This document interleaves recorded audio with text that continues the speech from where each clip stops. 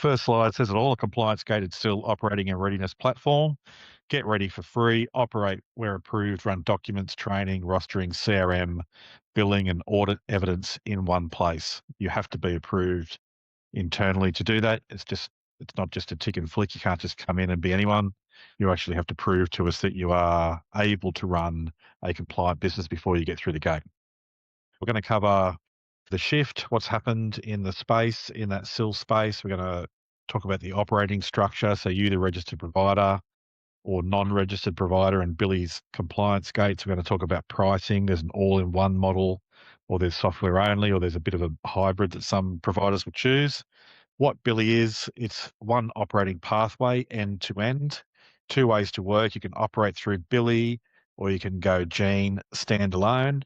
So free readiness, you can basically jump into both Bily and Gean, have a bit of a play around, see where you're at, see how the system works, and it doesn't cost you anything to jump in and do all that sort of stuff. So that's where we're at.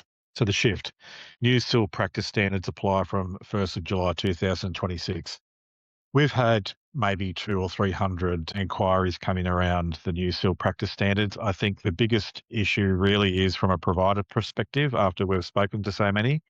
Most people just don't understand that from July 1, you're meant to be practicing to the standards. So it's not about you've got 3 months until October 1 to get your act together. You are technically meant to be complying right now. So that means having the 0138 document standards. It would mean making sure that your workers are not only trained and you've got evidence of that training, but you also have some kind of evidence that they're competent. So it's one thing to do some training, to get through a course, to get an 80% pass mark. It is another thing to be deemed as competent.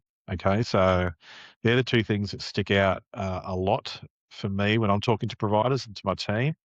People don't understand that they should have the 0138 documents now operational in their business, and they should have their workers trained, evidenced as competent. And the other thing, I suppose, that stands out is that a lot of people who think they're not caught in SIL are caught in SIL. So there's 4 new modules to the practice standards: supported decision making, practice governance, safeguarding, tenancy housing and support. So they're the 2 deadline numbers, 1st of July 2026 and 1st of October 2026. I cannot be strongly recommending enough that you read the new practice standards so that you understand you are meant to be appropriately applying those practice standards to the business that you currently operate now. You don't have time to get it together. You're meant to be operating to the compliant standards now. So the application, if you're not registered at all for SIL and you're what I call a green skin or a clean skin, the application is pretty simple. You just have to have your core documents and your SIL, the extra SIL module documents. You have to be able to answer questions around those documents. They need to be structured in fold as well. And, you get an auditor come in and looks at the documents and looks at your resume and says you're a fit and proper person to be operating that business, and your resume says so, and you've got some history, that's great, and you've got these documents, that's great. So the application is pretty simple.